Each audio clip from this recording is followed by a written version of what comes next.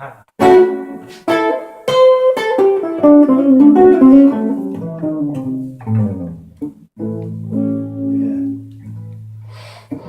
Hello, Mr. Siligo. Hey, hi. I want to talk to you a little bit about your new book, from the Teacher's Closet. Understand that with 70,000 of people a year or more going blind or visually impaired in the U.S., you wrote this for the helpers and other people interested in finding out what'll work to help them. Is that right? Yeah, that's one of the certainly one of the things. Yes, it's a lot of people don't know to handle this situation. They don't know where to go and all the different tools that are out there that are available for everybody. But also, I wanted to make it the whole book is revolves around. I've had a very different life than a lot of people would have, and I've learned to handle and deal with a lot of things, being in business myself and a lot of other things. But mainly to give some humor and some insight into that it doesn't have to be some type of a sentence that someone's given because you have this disability that is there. I see. Like a lot of the tools are in Grab My Arm. Is that correct? Yeah, there's a lot of good material in there. Okay, that's kind of a smaller, Smaller version, smaller I book. think, yeah, a Right. couple of chapters, a lot of the useful information, but still with humor, some humor in it and stuff. So try to keep it light all the way through. There's nothing really heavy. This is not a textbook by a long shot. Moves pretty fast. Yep. Okay, just a couple questions about you. Where have you lived and worked? Where are you from?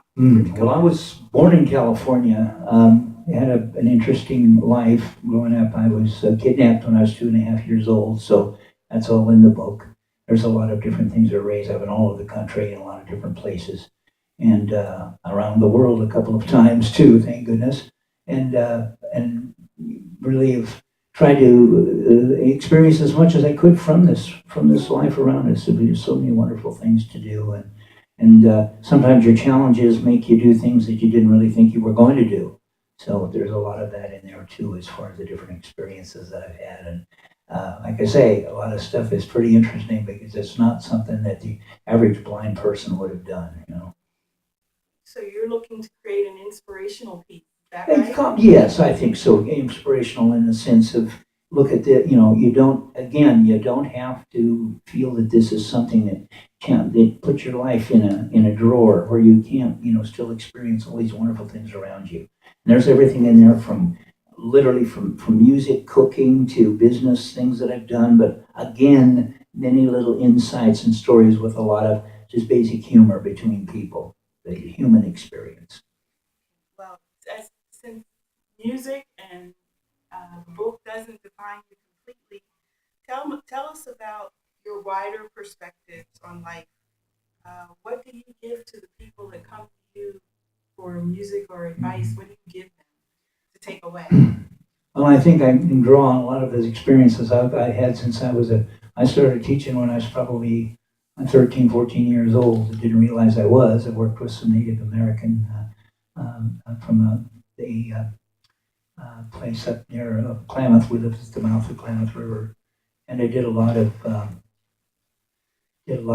teaching there. That was my really beginnings.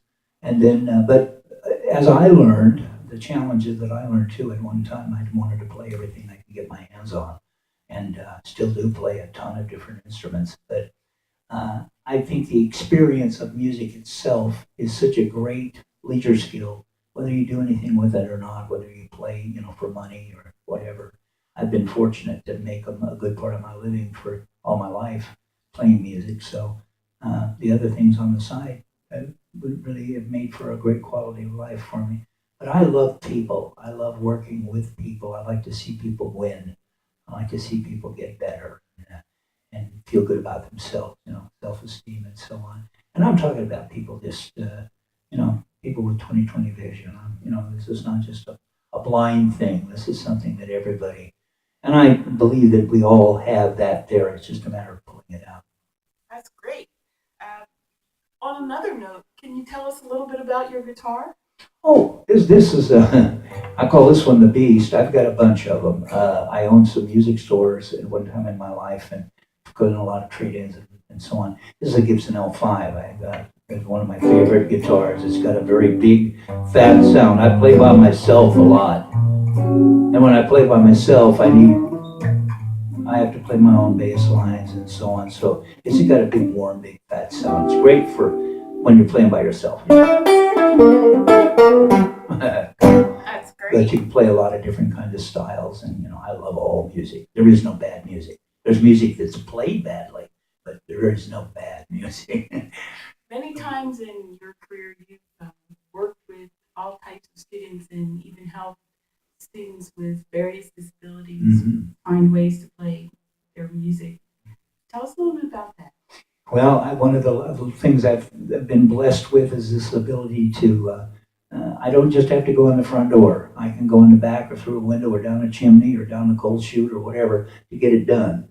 I'm open-minded enough to know that we all are absolutely different. We all have ways of learning that might be a little different, and what works for one may not work at all for the next. So I've always done that, and the challenge of having kids that and young and adults that with problems, physical problems, has always been a challenge to me to find a way for them to do it. When I was getting out of the Army, Letterman Hospital, I taught a fellow with one arm how to play the guitar. He was a country fellow from Georgia, and he lost his arm. And I taught him the Wagner touch system using the what they call open tuning, where you tune the guitar to an open chord. And he would bar it with his first finger across all six strings, and then strum with using his fingers on the string. He could strum it and actually play notes. And an Wonderful. electric guitar. We ran it through through an amplifier. And then I had another young fellow that I taught to play that was missing a lot of his fingers of his hands. So just it's fun. It's a challenge to me, but you always feel really good when it works. Yeah, That's great. Well, and from the teacher's closet, I believe you go through some of those as well. I Which is do. good. Yes, there's a lot of interesting stuff in there. This is an amazing glimpse into your life, your coming of age story, and the world you have.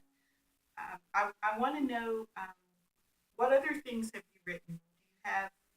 You've written a number of pieces of music, sets of lyrics, Oh my goodness, books, yes. poetry. Over the years, I've written just literally hundreds of songs. I've been in different bands that I played with. I wrote a lot of our material, and I'm again blessed to do a lot of foreign music. I know a lot of languages, and all my life I've sung, in the hotels and different places where I played. I did songs in other languages, so for the tourists and for everyone, and so that was always part of it. But I like, as I said earlier, all kinds of music. So I love reggae, I love jazz, I love country.